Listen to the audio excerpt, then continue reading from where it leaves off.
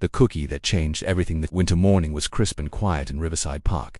Frost painted delicate patterns on the bare tree branches, and the air carried the promise of snow. Sarah pulled her tan coat tighter as she walked alongside her 4-year-old daughter, Emma, who bounced with endless energy despite the cold. Emma's red puffy jacket made her look like a little cardinal against the gray winter landscape. Her blonde curls peeked out from beneath her knit hat, and her cheeks were already pink from the chilly air.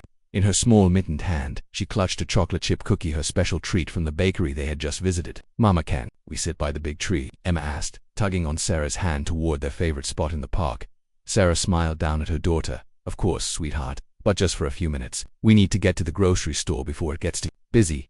As they approached the old oak tree, Sarah noticed a man sitting alone on the weathered wooden bench nearby. He was hunched forward, his dark green coat pulled close around him, staring at the ground with an expression of deep sadness. His dark hair was slightly disheveled, and everything about his posture spoke of someone carrying a heavy burden. Emma noticed him too. She had always been sensitive to others' emotions, even at her young age. She stopped walking and studied the stranger with the serious expression she wore when she was thinking hard about something important. "Mama," she whispered, "why does that man look so sad?" Sarah glanced at the man, then back at her daughter. "I don't know, honey. Sometimes grown-ups have difficult days, just like you do sometimes." Emma nodded solemnly, as if this explanation made perfect sense to her. She looked down at her cookie, then back at the man. Sarah watched as her daughter's face went through a series of expressions: concern, thoughtfulness, and finally, determination. Before Sarah could say anything, Emma had broken away from her hand and was walking purposefully toward the bench. The man, whose name was David, looked up in surprise as the small figure in the bright red jacket approached him.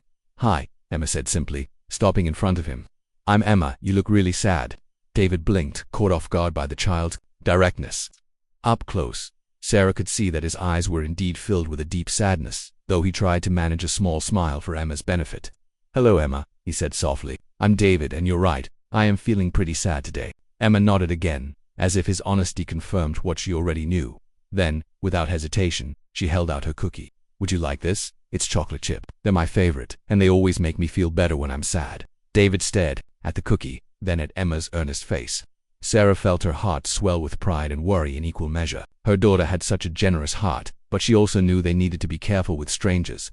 "Oh, Emma," David said, his voice catching slightly. "That's incredibly kind of you, but I couldn't take your cookie. That's yours to enjoy." Emma shook her head firmly. "But you need it more than me. Mama always says sharing makes the sad feelings smaller." Sarah approached them slowly, ready to intervene if necessary, but something in David's expression made her pause. He looked genuinely moved by Emma's gesture, and there was a gentleness in his eyes that put her somewhat at ease. "Emma," Sarah said gently, "are you sure you want to give away your special cookie?" Emma looked back at her mother, then at David, then at the cookie in her hand. For a moment, Sarah thought she might change her mind. After all, Emma had been talking about that cookie all morning, how it would be the perfect treat for their park visit. But then Emma stepped closer to David and placed the cookie directly in his hands. "Yes, Mama, he needs it more." David looked down at the cookie, then back at Emma. His eyes were beginning to fill with tears. "Emma, this might be the kindest thing anyone has done for me in a very long time. Are you absolutely sure?" Emma nodded confidently. "My daddy always says that when you're sad, sometimes you just need to know that someone cares about you. I care about you, David." The tears David had been holding back began to fall silently down his cheeks. Sarah felt her own eyes watering as she watched this simple but profound exchange between her daughter and this stranger. "Thank you," David whispered, his voice thick with emotion. "You have no idea how much this means to me." Emma smiled brightly. "Will you eat it? I want to make sure it helps." David carefully unwrapped a cookie and took a small bite.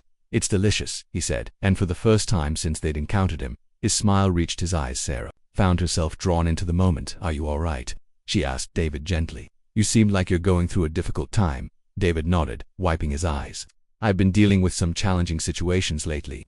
Work has been overwhelming, and I've been questioning whether I'm making the right choices in my life. Today has been particularly hard."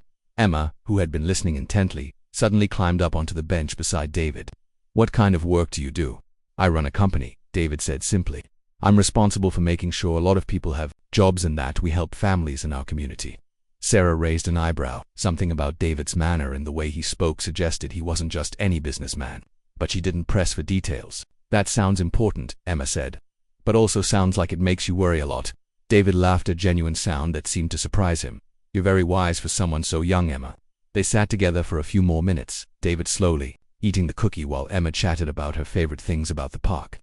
Sarah watched, amazed by her daughter's natural ability to bring comfort to someone in need. When David finally stood to leave, he looked at both Sarah and Emma with an expression of deep gratitude. "Thank you both. Emma, you've reminded me of something very important today. That kindness and caring for others is what really matters. Not all the complicated grown-up stuff I usually worry about." He reached into his coat pocket and pulled out a business card, handing it to Sarah. "If you ever need anything at all, please don't hesitate to reach out." Sarah glanced at the card and felt her breath catch. David Morrison, CEO of Morrison Industries, one of the largest companies in the state, known for their charitable work and community support. But as she looked back at David, she saw not a powerful CEO, but simply a man who had been touched by her daughter's kindness. Emma had seen him for exactly what he was in that moment, someone who needed care and compassion. "Thank you," Sarah said simply, tucking the card into her pocket. As they walked away, Emma skipped beside her mother, seemingly unbothered by having given away her special treat. "Mama, did I do good?" Sarah squeezed her daughter's hand. "You did wonderfully, sweetheart. You showed David that there's still kindness in the world when he really needed to remember that." Emma beamed. "Can we come back to the park tomorrow? Maybe David will be here and we can see if he's feeling better." Sarah smiled, her heart full of love for her compassionate little girl. "Maybe we can, honey, maybe we can." Behind them, David stood watching them go, the taste of chocolate chip cookies still sweet on his lips, and for the first time in months, hope beginning to bloom in his heart once again.